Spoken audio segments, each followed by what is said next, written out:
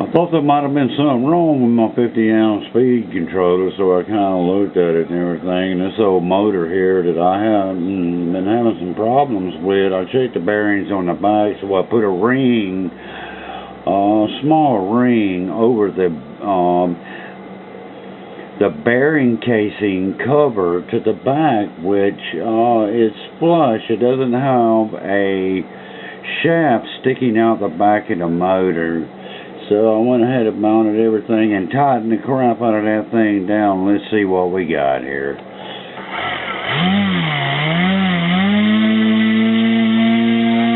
This is supposed to be like a 950, 980 kV. I couldn't tell you who made it. I've had it about 5 years, and it came on a 60-inch Ceasna 182s.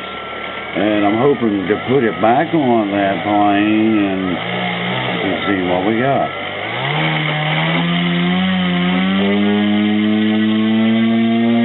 Also running a 10x6 single, and it had a 10x6 3-blade prop, so we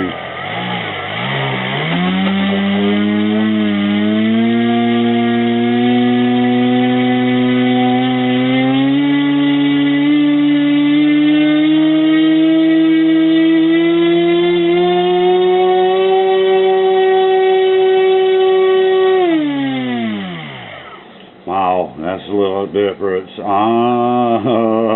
Might be in business here. Yeah.